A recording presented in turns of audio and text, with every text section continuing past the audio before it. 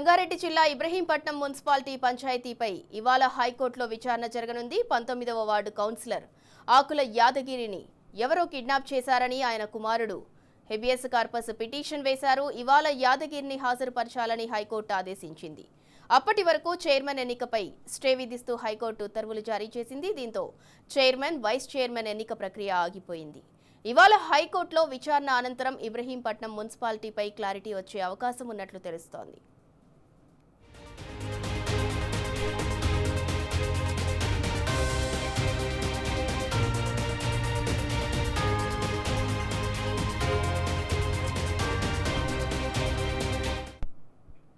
మరోవైపు హైకోర్టు ఆదేశాలతో పోలీస్ స్టేషన్లోనే ఉన్న ఆకుల యాదగిరిని కాంగ్రెస్ నాయకులు ప్రలోభాలకు గురి చేస్తున్నారు. పిఎస్ వేదికగా కాంగ్రెస్ నాయకులు మంతనాలు జరుపుతూ బెదిరింపులకు పాల్పడటంపై బీఆర్ఎస్ నాయకులు నిరసన తెలిపారు. పోలీసుల సమక్షంలోనే అధికార పార్టీ గుండాయిజాన్ని ఎండగడుతూ నినాదాలు చేశారు. బీఆర్ఎస్ నాయకుల నిరసనలతో కాంగ్రెస్ నాయకులు పోలీస్ స్టేషన్ నుంచి బయటకు వెళ్లిపోయారు.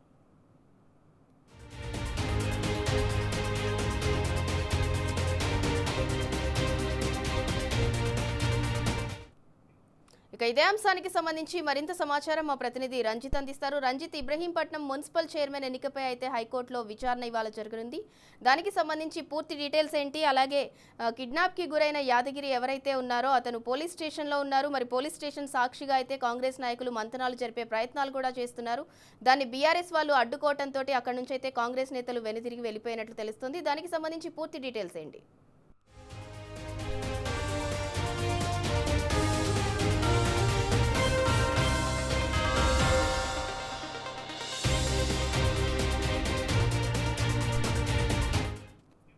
ఇదే అంశానికి సంబంధించి మరింత సమాచారం మా ప్రతినిధి రంజిత్ అందిస్తారు. రంజిత్, ఇబ్రహీంపట్నం మున్సిపల్ చైర్మన్ ఎన్నికపై అయితే హైకోర్టులో ఇవాళ విచారణ జరగనుంది. దానికి సంబంధించి పూర్తి డీటెయిల్స్ ఏంటి? సింధురా, కాంగ్రెస్ పార్టీ అంటేనే అడ్డదారిలా గద్దెనెక్కడం అనేది కూడా వారి యొక్క స్వభావం. ముఖ్యంగా చూసుకున్నట్లయితే ఓటుకు నోటుతోని మభ్యపెట్టి ప్రలోభాలు పెట్టి కౌన్సిలర్ నుంచి ముఖ్యమంత్రి వరకు ఓటుకు నోటును అడ్డు పెట్టుకొని గద్దెనెక్కడం అనేది కూడా కాంగ్రెస్ పార్టీ యొక్క పాలన అనేది కూడా అన్నట్టుగా కూడా అర్థం పట్టినట్టుగా కూడా కనబడుతుంది.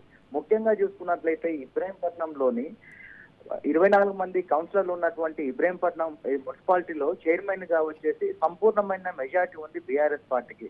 బీఆర్ఎస్ పార్టీ తరఫున 13 మంది కౌన్సిలర్లు గెలుపొందగా దాంతో పాటుగా ఇతరులు అంటే స్వతంత్ర అభ్యర్థులతో పాటుగా బీజేపీ సంబంధించిన అభ్యర్థితో పాటు 15 మంది మద్దతు బీఆర్ఎస్ పార్టీకి ఉండడంతో అందరూ ఏదైతే ఎలక్షన్ ప్రక్రియ ఉంటుందో దాని నిబంధనలకు అనుగుణంగా కూడా చేతులు లేబట్టి కూడా చైర్మన్ సంపూర్ణంగా ఎన్నుకుంటే దానిని తిరస్కరించడం కోసం కాంగ్రెస్ పార్టీకి సంబంధించిన వ్యక్తులు కావచ్చు, దానికి సంబంధించిన అనుచరులు కాంగ్రెస్ పార్టీ కౌన్సిలర్లని ఏదైతే మున్సిపల్ కార్యాలయంలో ఉంటే వాళ్ళకు సంబంధించినటువంటి మద్దతుదారులు మొత్తం కూడా 9, ఎమ్మెల్యే యొక్క ఎగ్జిక్యూటివ్ ఓటుతో పాటుగా మొత్తం 10 మందికి ఉంటే 15 మంది బలంతో మున్సిపల్ చైర్మన్ కైవసం చేసుకుంటే బీఆర్ఎస్ పార్టీ.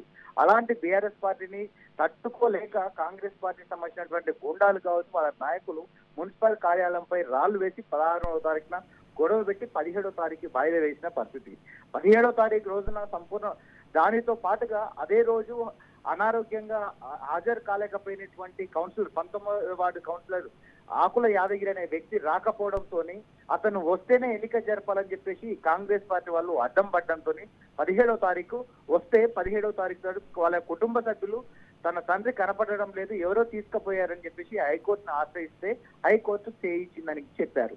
ఉదయం నుంచి ఏదైతే ప్రమాణ స్వీకారానికి ముందు ఏదైతే ఎన్నికల నిబంధనలు ఉంటే దాని ప్రక్రియ ప్రకారం కూడా సంతకాలు పెట్టడం, ప్రమాణ స్వీకారాలు చేపించడం, వాళ్ళకి సంబంధించిన ఐడి కార్డుల డిస్ట్రిబ్యూషన్ తో సహా అన్ని ప్రక్రియలు జరిగిన సందర్భంలో హైకోర్టు స్టే వచ్చిందని చెప్పేసి అడిషనల్ ఎవరైతే హైకోర్టు నుంచి జీపీ ఆర్డీఓకు ఫోన్ చేసి రిటర్నింగ్ అధికారికి కాల్ చేయడంతో దాని యొక్క ప్రక్రియ వైస్ చైర్మన్ ప్రక్రియ కూడా శుక్రవారానికి వాయిదా వేస్తామని చెప్పేసి చెప్పిన పరిస్థితి.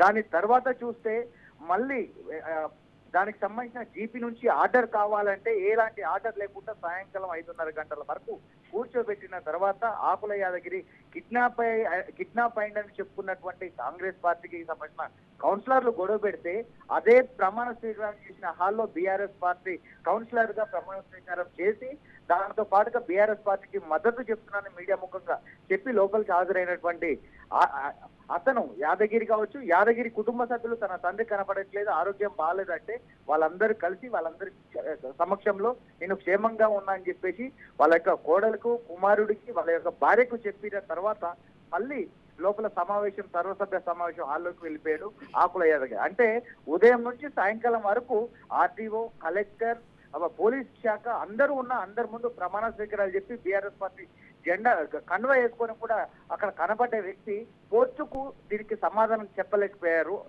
ఎన్నికల అధికారులు కావచ్చు, ఆర్డీఓ కావచ్చు, పోలీసులు. అంటే కేవలం ఎన్నికల డ్రామాలో దిగజారుడు తనానికి ప్రధానంగా అంటే నిలువుటద్దంలో నిలబడుతుంది కాంగ్రెస్ పార్టీ.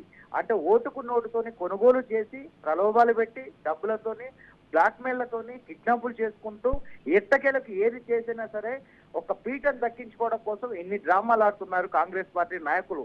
కార్యకర్తల నుంచి కార్పొరేటర్ వరకు, ముఖ్యమంత్రి నుంచి మున్సిపల్ కౌన్సిలర్ వరకు కూడా వీళ్ళ ప్రక్రియ అంతా కూడా అడ్డదారులకు పోవడం, అడ్డదారులో కూడా కొనుగోలు చేయడం అనేది కూడా కనబడుతుంది. సాక్షాత్తు రాష్ట్ర ముఖ్యమంత్రిగా ఉన్నటువంటి రేవంత్ రెడ్డి ఓటుకు నోటుతో ఎమ్మెల్సీ కొనాలనుకున్న వ్యక్తి ఇలాంటి అడ్డదారులు చేయడానికి కార్యకర్తలకు ఎంత అనే విధంగా కూడా అరాచకాలు చేస్తున్నారు.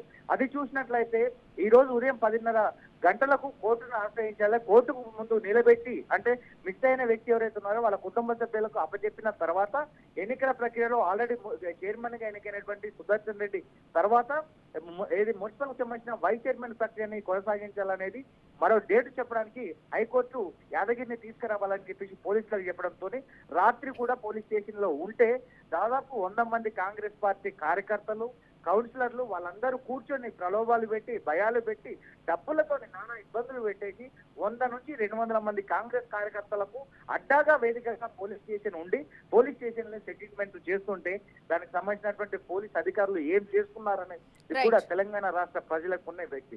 కానీ వాళ్ళందరికీ కూడా హోంమంత్రిగా ఉన్నటువంటి రేవంత్ రెడ్డి పోలీస్ శాఖకు మంత్రిగా ఉండడంతో వాళ్ళకు ఒక కాంగ్రెస్ పార్టీకి అడ్డాగా అయిందని చెప్పేసి ఇప్పటికే బీఆర్ఎస్ పార్టీ సంబంధించిన నేతలందరూ అగ్రహం చేస్తాం పోటు 100 మంది నుంచి 150 మంది బీఆర్ఎస్ పార్టీ నేతలు అక్కడికి వెళ్లి పోలీస్ స్టేషన్ పై గొడవ పెట్టడంతో అక్కడ నుంచి కాంగ్రెస్ పార్టీ కార్యకర్తలందరూ వెళ్లిపోయారు.